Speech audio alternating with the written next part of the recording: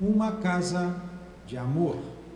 Bom dia aos nossos ouvintes. Jesus abençoe a nossa manhã de estudos. Vamos estudar as obras de Leon Denis. Os nossos ouvintes, perdoa-nos o atraso. Tivemos aqui um problema técnico. O técnico foi na outra aula, então atrasamos um pouquinho, mas vamos lá. Evangelho segundo o Espiritismo, capítulo 5, Bem-aventurados os aflitos. Causas anteriores das aflições. Entretanto, se existem males dos quais o homem é a principal causa nesta vida, existem outros aos quais, pelo menos aparentemente, ele é completamente estranho e que parecem atingi-lo como por fatalidade. Tal é, por exemplo, a perda de entes queridos e daqueles que sustentam a família. Tais são ainda os acidentes que nenhuma precaução poderia impedir. Os reveses da fortuna que frustram todas as medidas de prudência. As catástrofes naturais, as enfermidades de nascença, principalmente aquelas que tiram de tantos infelizes a possibilidade de ganhar sua vida pelo trabalho, as deformidades, a idiotia, o cretinismo e etc. Aqueles que nascem em semelhantes condições seguramente não fizeram nada nesta vida para merecer, sem compensação, uma sorte tão triste que não podiam evitar, que são incapazes de mudar por si mesmos e que os coloca sob a dependência da caridade pública. Por que, pois, seres tão desgraçados, enquanto que ao lado, sobre o mesmo teto, na mesma família, outros são favorecidos sob todos os aspectos?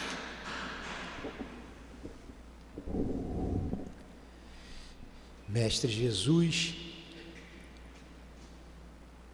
mais uma vez nos dirigimos a Ti, buscando a Tua ajuda, o Teu amparo para o nosso estudo, para a nossa casa, buscando em Ti a companhia amorável dos nossos benfeitores espirituais, que com todo o respeito, com todo o amor, os invocamos em Teu nome, em nome de Deus.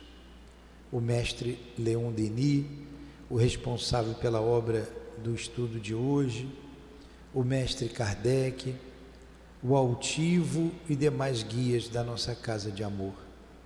Em nome desses irmãos queridos, em nome do amor que vibra em nossa casa, do nosso amor, Lourdinha, do Teu amor, Jesus, e do amor de Deus acima de tudo, é que iniciamos os estudos da manhã de hoje, em torno da obra Depois da Morte. Que assim seja.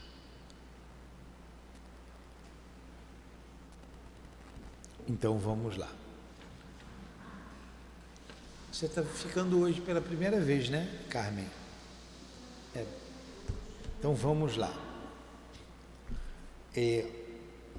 O estudo do livro Depois da Morte, ele é o fruto do terceiro, vou falar o Congresso, do Congresso Internacional Espiritualista. E Leon Denis, que falava sobre a doutrina espírita, era um orador eloquente. Ele era orador, eu sou falador, é diferente, completamente diferente. Gostaram tanto da palestra dele que pediram para que ele resumisse aquela palestra num livro. Daí surgiu o Depois da Morte, tá? O livro Depois da Morte. E ele começa esse livro, ele é um resumo do livro dos Espíritos. Ele começa esse livro falando dos iniciados. E quem eram os iniciados? Aqueles que tinham conhecimento que nós estamos estudando hoje. Era um grupo de estudiosos na Grécia Antiga, no Egito Antigo, na Índia, e agora a Gália vamos estudar sobre a Gália. Esse estudo iniciático, eles eram tão rigorosos com o aprendizado que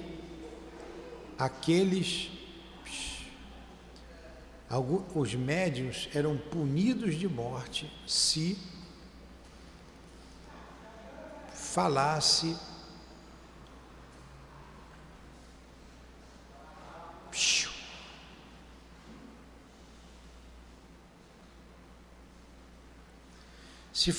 para o vulgo do conhecimento ali pesquisado. Então o que eles estudavam? Sobre a reencarnação, a comunicabilidade, o que Jesus depois veio abrir, tirou o véu, desvendou tudo. Como o homem deturpou o cristianismo, a doutrina espírita vem novamente reviver o que o Cristo falava sobre a imortalidade da alma, mantendo a sua individualidade, sobre a comunicação, reencarnação, pluralidade dos mundos habitados. Tudo isso era estudado por esses grupos. Se vocês pegarem aí a época em que apareceram os primeiros escritos sobre esses estudos na Índia Védica,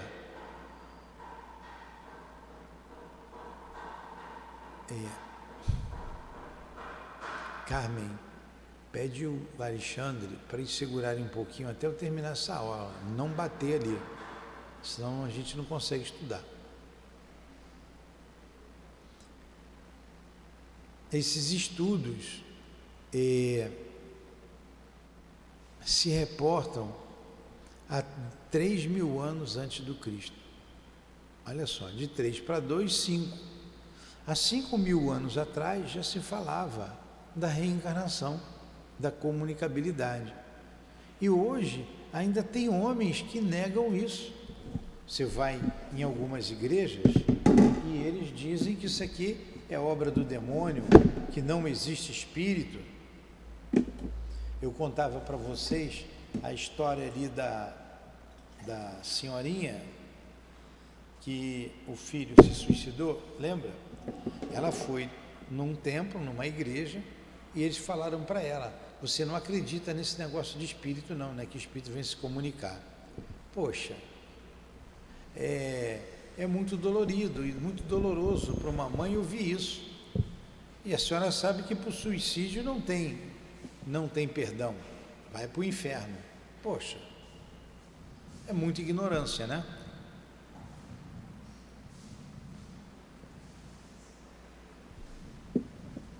Só que esses estudos são antiquíssimos. Moisés, que esteve aqui aproximadamente 1.400, 1.500 anos antes do Cristo, foi um iniciado nos templos egípcios. Então, essa doutrina é antiquíssima. As ideias espíritas são antiquíssimas. O que significa antiquíssima? Muito antiga. É o superlativo de antigo, muito antiga.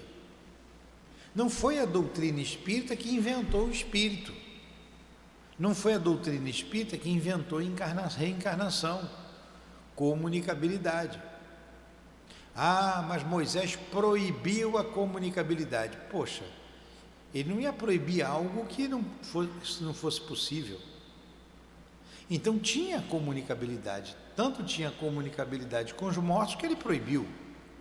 Resta saber por que ele proibiu. Proibiu porque abusavam, se fazia muita adivinhação, só por isso. Aqui a gente evoca assim os espíritos. Na nossa prece evocamos Leon Denis, em nome do Cristo, em nome de Deus, respeitosamente, para que ele nos inspire. Foi ele que escreveu essa obra. Eu vou chamar quem para me ajudar? Eu vou chamar o André Luiz? Não que o André Luiz não tenha capacidade, mas quem escreveu foi Leon Denis. Então, Leon Denis, por favor, me inspire com os guias da nossa casa, nos proteja. A gente fez uma evocação. uma evocação. Qual é o problema disso? A gente não evoca o nome do Cristo? A gente evoca.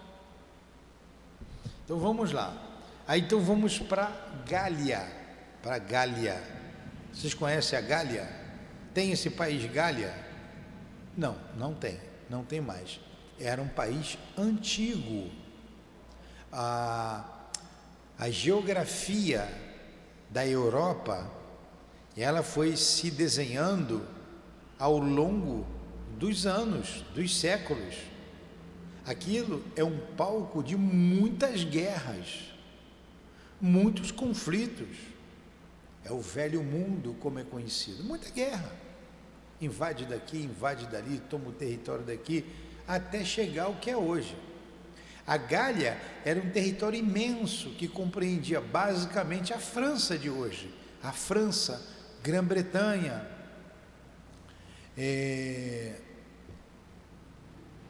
e outros países ali, Irlanda.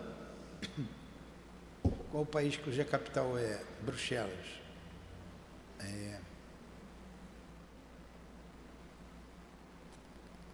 Enfim, era um território enorme. E as Gálias, elas foram invadidas e conquistada a Gália por César.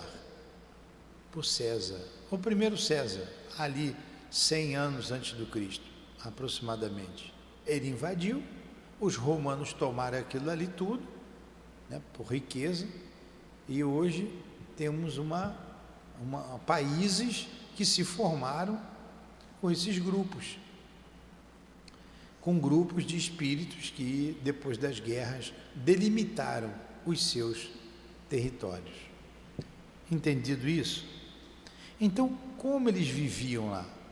Lá tinha um grupo de pessoas que eram as tribos celtas.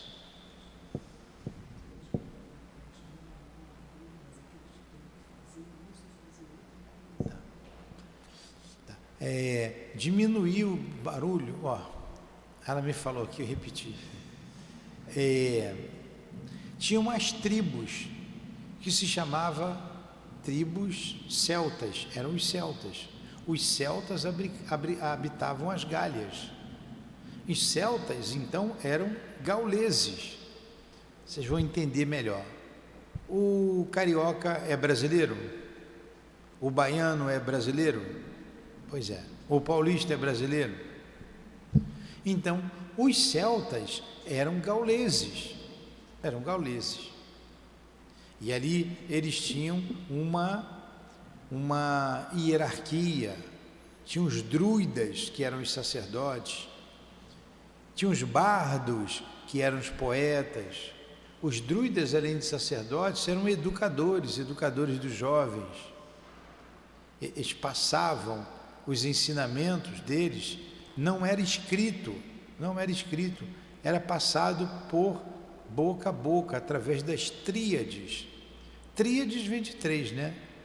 Aí Deus é único, Deus é soberano, Deus é soberanamente justo e bom. Então falou 3 coisas de Deus para facilitar decorar, para eles decorarem. Então passava em forma de tríade os ensinamentos. Mas vamos lá, o que Leon Denis nos diz aqui? Só para a gente entender o que é a Gália. Então a Gália era um território na Europa que compreendia alguns países que hoje a gente conhece, como França, como Irlanda, como Grã-Bretanha, como... Pô, esqueço, se é a capital, Bruxelas, mas não sei o país. Como é que é? Bélgica. Como Bélgica, enfim. Vamos lá. A Gália conheceu a grande doutrina, possuiu-a sob uma forma original e poderosa e soube daí retirar consequências que escaparam aos outros países. Há 3 unidades primitivas, diziam os druidas. Olha só, os druidas eram os sacerdotes na Gália, sacerdotes célticos. Ó, há 3 unidades primitivas, tudo era assim: Deus, a luz e a liberdade. Deus, a luz e a liberdade. Então, dessas unidades que se derivavam os outros conceitos, os demais conceitos. As 3 unidades primitivas: Deus, a luz e a liberdade. Enquanto a Índia já era organizada em castas imóveis, com limites intransponíveis, as instituições gaulesas tinham por base a igualdade de todos, a comunhão dos bens e o direito eleitoral. Quando nós estudamos na Índia védica, os Vedas é um conjunto de livros. Alguns autores se reportam aí alguns milênios antes do Cristo, dos Vedas. De 3 a 5 mil anos antes de Cristo, tem resquícios de anotações védicas. Olha só, se você pegar 5 com 2, 2.000 anos. Do Cristo para cá, 2.000 anos. 5 antes do Cristo a 7.000 anos. Se falava sobre essas coisas. Só que o homem foi deturpando mesmo na Índia védica. Vem Krishna trazendo o hinduísmo, vem depois Buda, bem recentemente, e o homem foi deturpando. A Índia foi dividida em castas. As castas é separação do povo, separa o rico do pobre. Ela vive até hoje em castas, e fez com que esses ensinamentos se perdessem, assim como o cristianismo se perdeu. Mas enquanto isso acontecia na Índia, na Gália permanecia límpida. Olha, todo mundo tinha direito a voto, todo mundo tinha direito à liberdade. Olha que coisa interessante, né? Que coisa interessante. Ó, liberdade, a comunhão dos bens e direito eleitoral.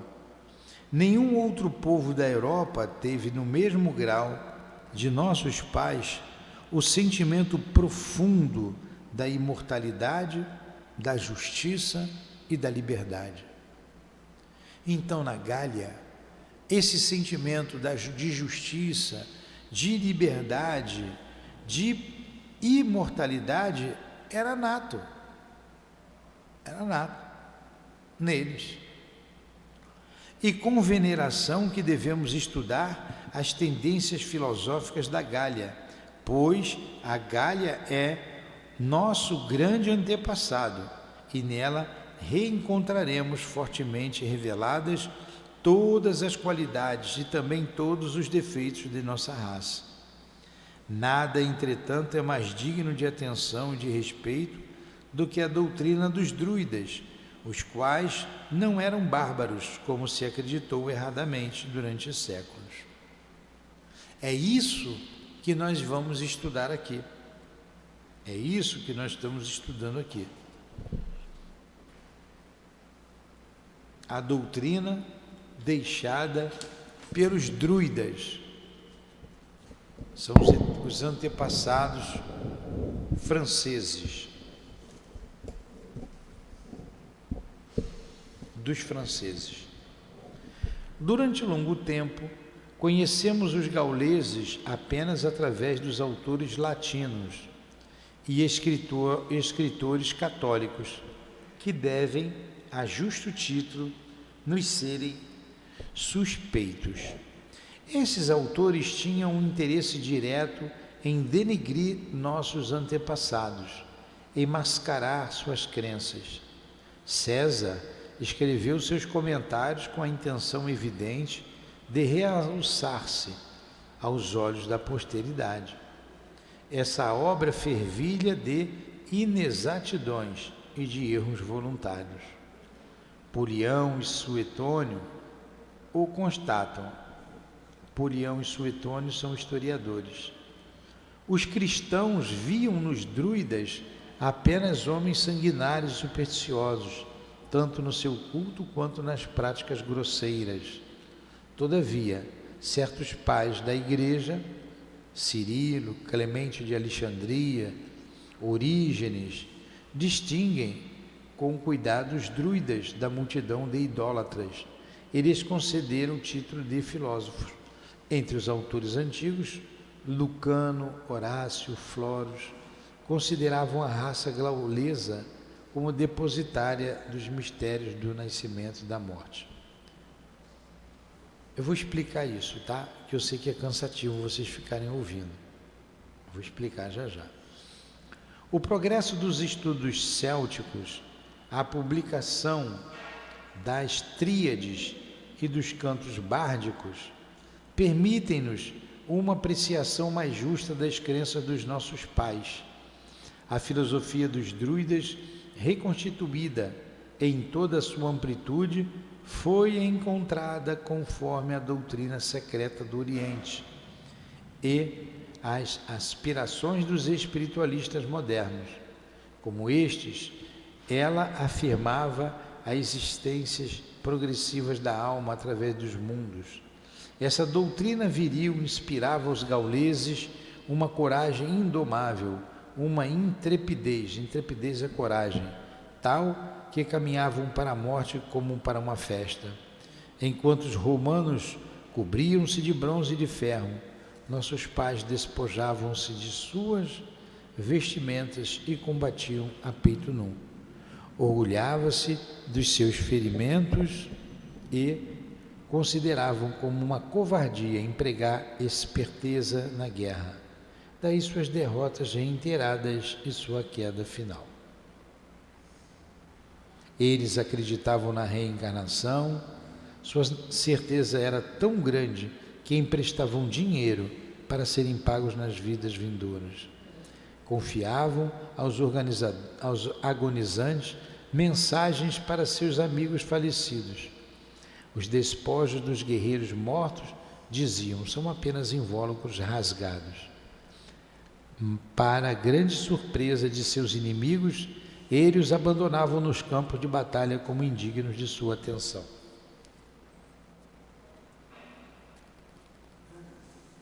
Então vamos lá. O que foi que eu li aqui?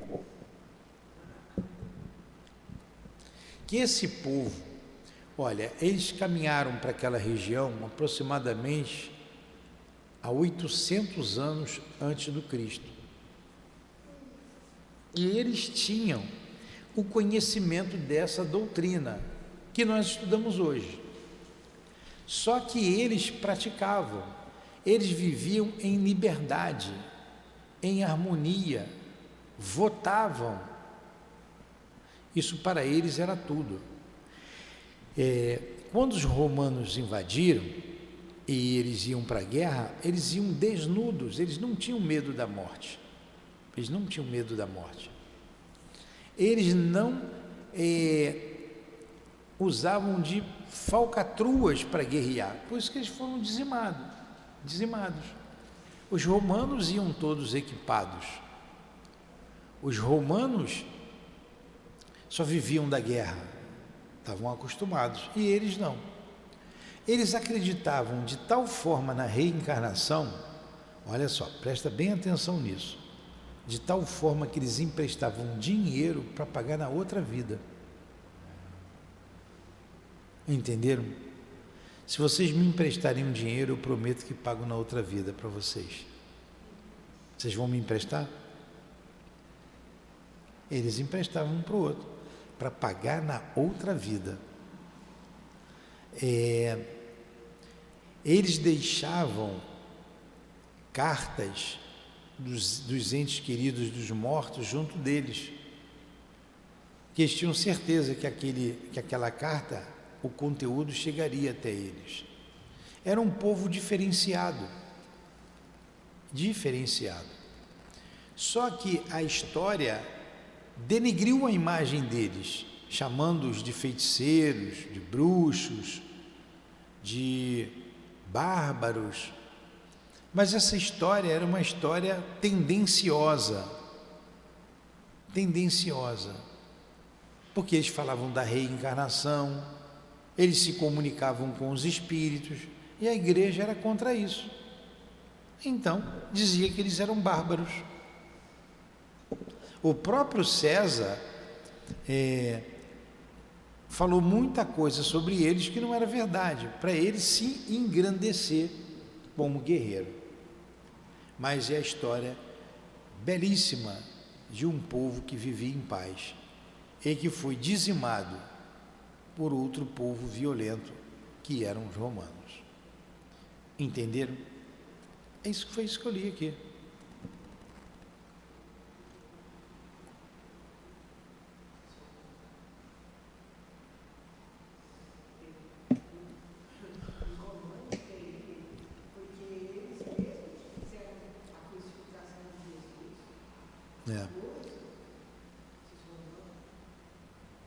Eles mesmo.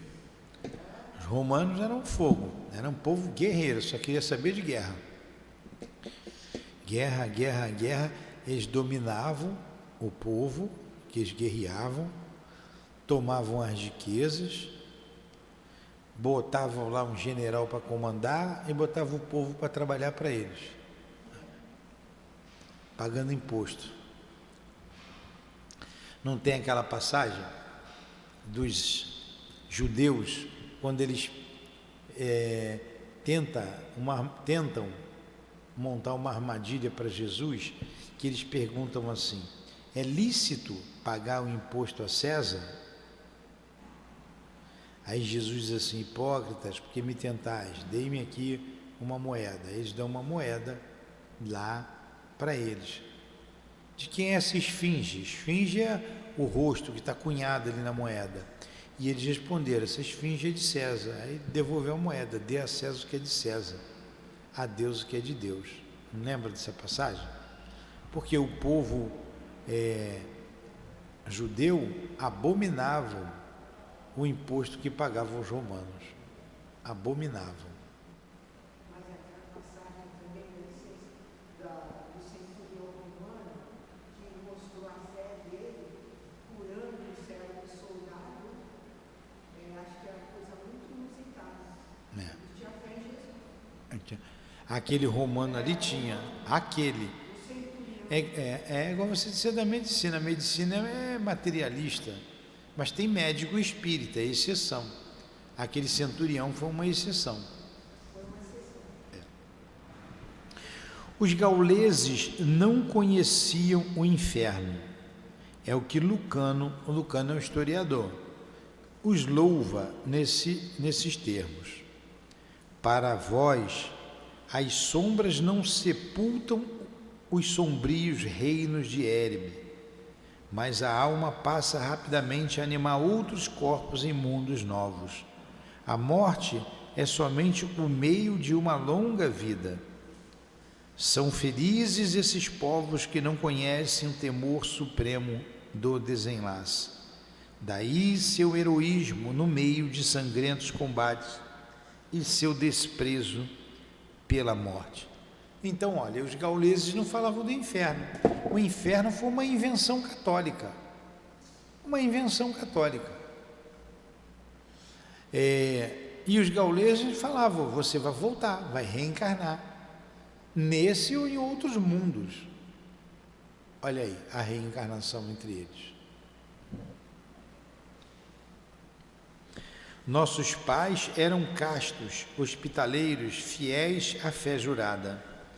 Encontramos na instituição dos druidas a mais alta expressão dos gênios da Gália.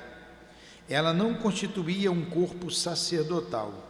O título de druida equivalia ao de sábio. Olha só, o título de druida equivalia ao de sábio e dava àqueles que os possuíam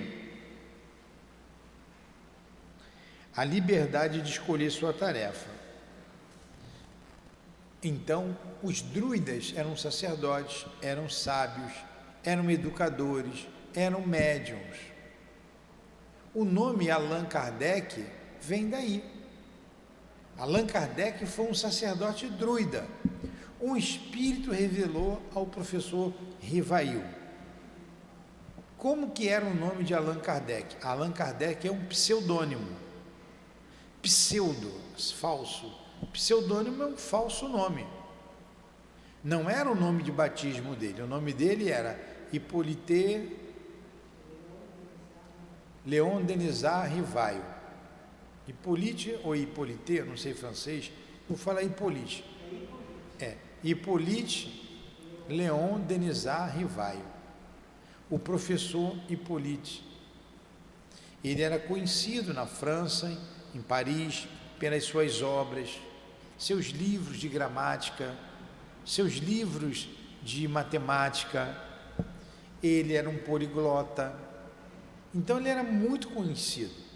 Tem livros que ainda hoje são utilizados, livros cujo autor foi o professor Hippolyte, são usados ainda hoje na França.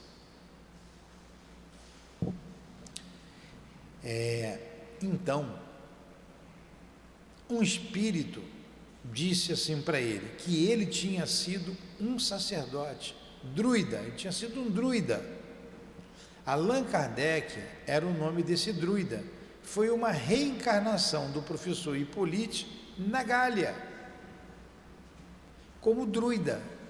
Olha, e seu nome lá era Allan Kardec, aí ele adotou o nome gaulês, o nome de Allan Kardec.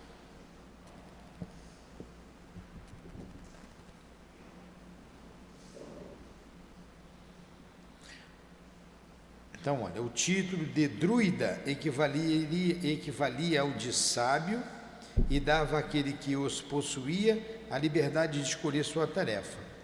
Alguns, sob o nome de eubages, presidiam as cerimônias do culto, mas a maioria consagrava-se à educação de jovens. Olha aí. Educação de jovens. Ao exercício da justiça e ao estudo das ciências e da poesia.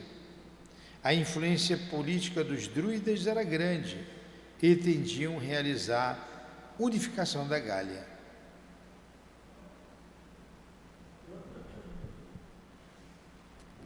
Então está aí. Quem eram os druidas? Eram os sacerdotes, eles tinham o papel de sacerdote, de educador dos jovens, ensinavam sobre a justiça, sobre ciências e sobre poesia. Eram sábios. Conselheiros, eram sábios e conselheiros.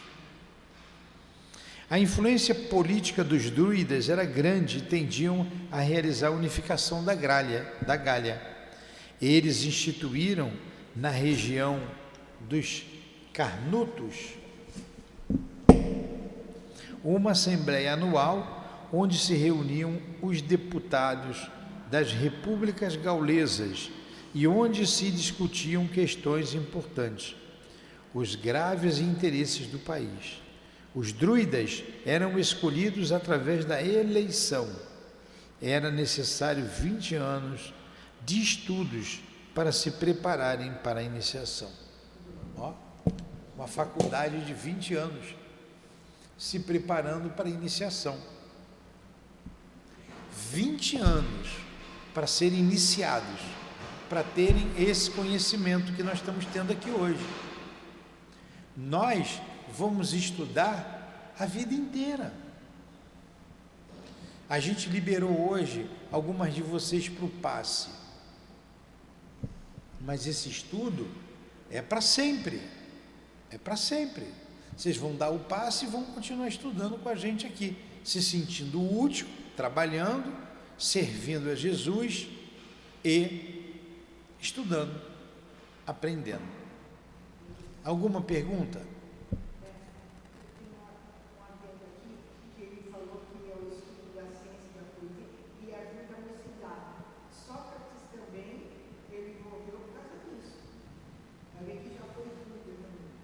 Quem? Pode ter sido.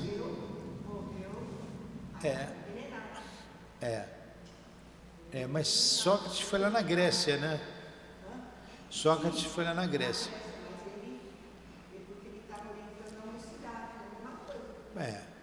Pode ter sido, sim.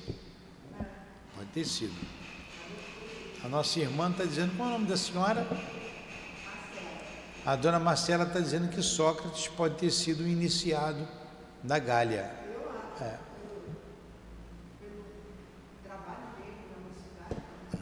Pode ser, pode ser. O culto se realizava sob a copa dos bosques. Todos os símbolos eram tomados da natureza. O templo era floresta secular, com colunas inumeráveis, com cúpulas de verdura que os raios do sol atravessavam com suas flechas douradas, para se divertir sobre a grama de 1000 redes de sombra e de luz. Os murmúrios do vento, os frêmitos das folhas enchiam de sotaques misteriosos que impressionavam a alma e a levam à fantasia. A árvore sagrada do carvalho era o emblema do poder divino. O visco sempre verde era o da imortalidade. Como altar, blocos de pedra bruta amontanhados. Toda pedra talhada é uma pedra profanada, diziam esses pensadores austeros. Nenhum objeto saído da mão do homem desornava seus santuários. Os gauleses tinham horror aos ídolos e às formas pueris do culto romano. Nós temos o nosso templo aqui, a Casa Espírita. Onde era o templo dos gauleses? Na floresta, no mato, na natureza. Vocês já viram aquela figura do dome, que chama, né? Aquela pedra, são duas pedras assim, uma aqui, outra um pouquinho mais alta, e uma pedra assim inclinada. Não já viram? Então, é um símbolo deles, lá da Gália. Símbolo deles. Era um símbolo deles. Dá licença, o Leon Denis que eu li, ele também escalava montanhas, vivia no meio da floresta, então vai ver que é dessa época. Leon Denis que escreve sobre isso. Leon Denis também tem um sangue gaulês. Ele tinha amor, tanto que tem lá o Gênio Céltico e a Guerra, é um outro livro dele. Para os seus princípios, não, para que esse estudo vai ficar menos maçante para vocês, daqui a pouco mais umas 2 aulas, ele vai ficar bem mais tranquilo, que a gente vai começar a estudar as questões morais. Já vamos começar no Cristo, mas daqui uma ou 2 aulas. Hã? Vocês estão entendendo o que eu estou falando?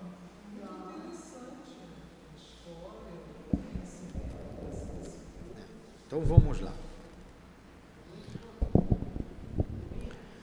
Para que seus princípios não fossem desnaturados nem materializados pelas imagens, os druidas proscreviam as artes plásticas e até o ensino da escrita.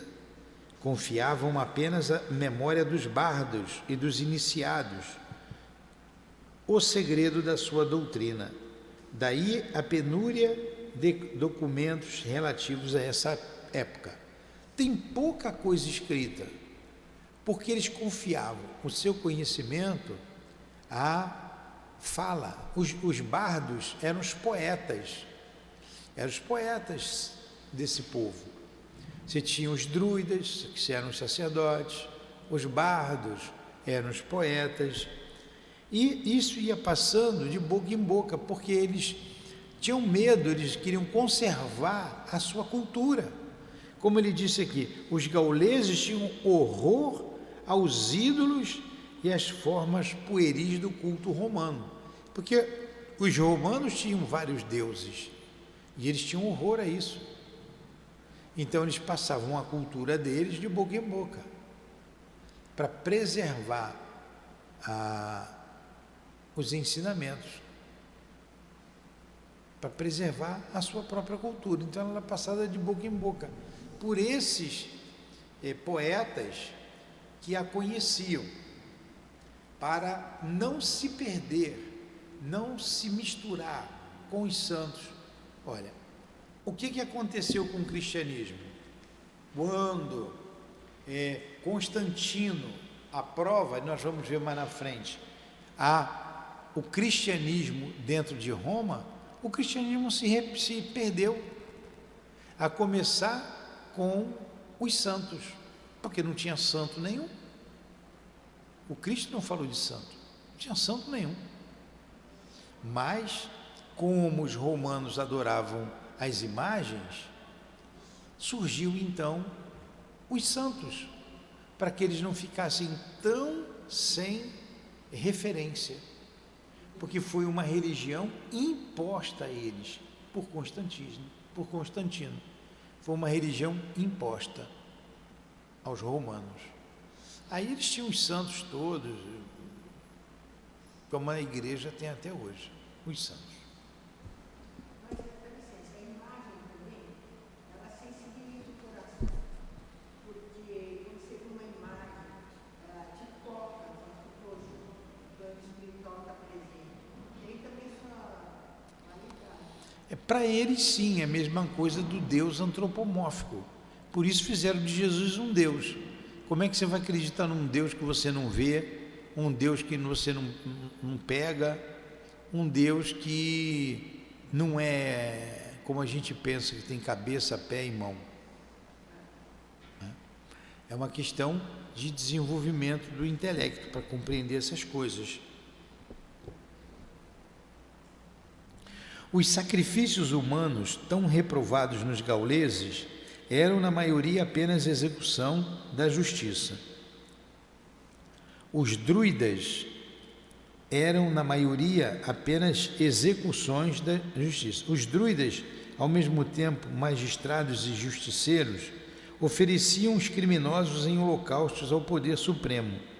5 anos separavam a sentença da execução. Eles tinham a pena de morte, né, dos grandes criminosos. E quando o criminoso era condenado à morte, ele levava 5 anos até morrer.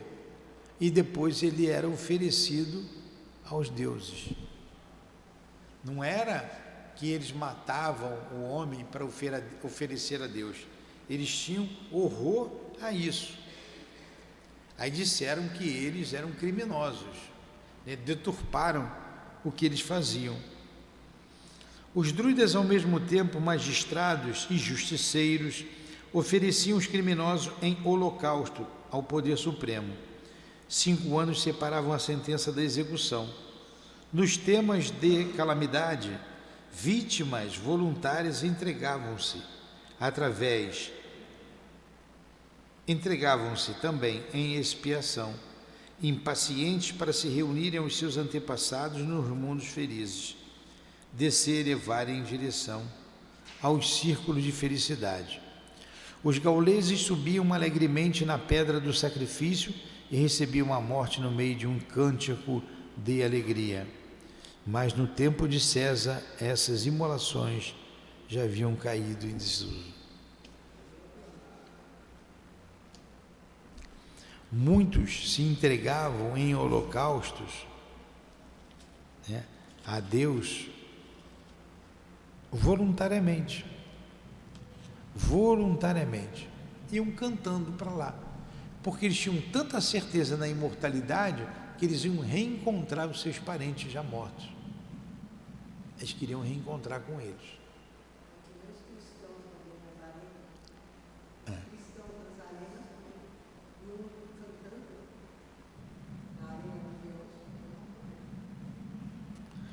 Exatamente.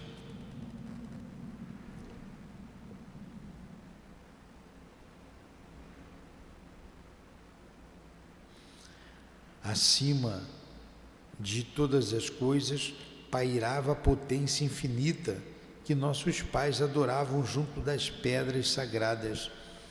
No majestoso silêncio das florestas, os druidas ensinavam a unicidade de Deus. Segundo as tríades, a alma se forma no seio do abismo de Anof.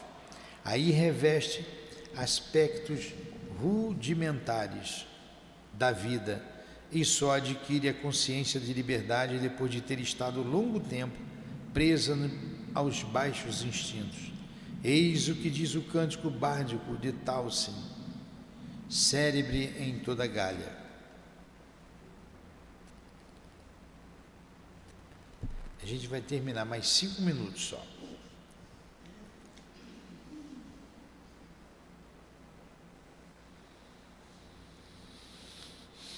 Olha, existente desde toda a antiguidade no seio dos vastos oceanos, eu não nasci absolutamente de um pai e de uma mãe, mas de formas elementares da natureza, dos ramos da bétula, do fruto das árvores, das flores da montanha.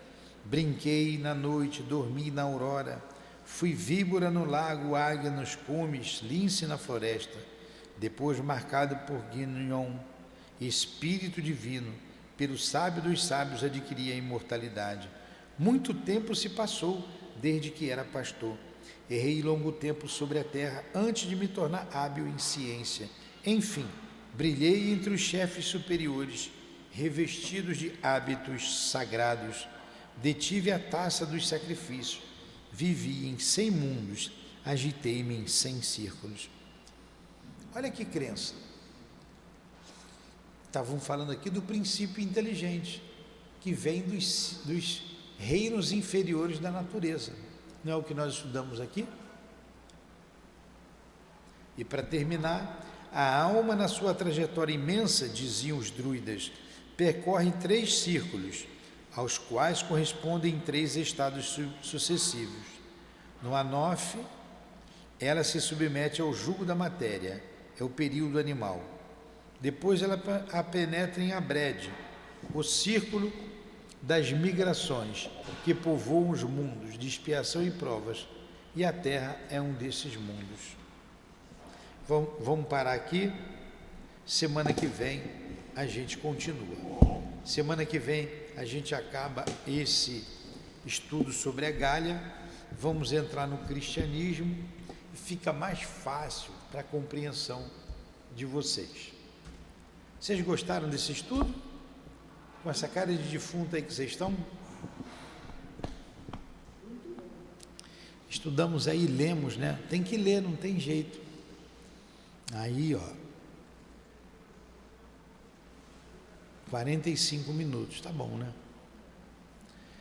Então, muito obrigado a Leon Denis, aos guias aqui presentes, pelo estudo, pela tranquilidade, pela paz. Obrigado, Jesus. Obrigado, meu Deus. Que Deus abençoe a nossa casa de amor, que Deus nos abençoe a todos. Em nome do Altivo, da coluna de espíritos que dirige o SEAP, em nome de Leon Denis, de Allan Kardec, em nome do amor que vibra em nossa casa, do nosso amor, Lourdinha, mas acima de tudo, em nome do amor de Deus, nosso Pai, e do teu amor, Jesus, encerramos os estudos da manhã de hoje, em torno da obra depois da morte. Que assim seja, graças a Deus.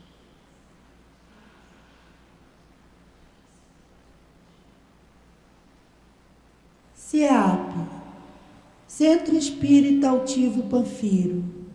Uma casa de amor.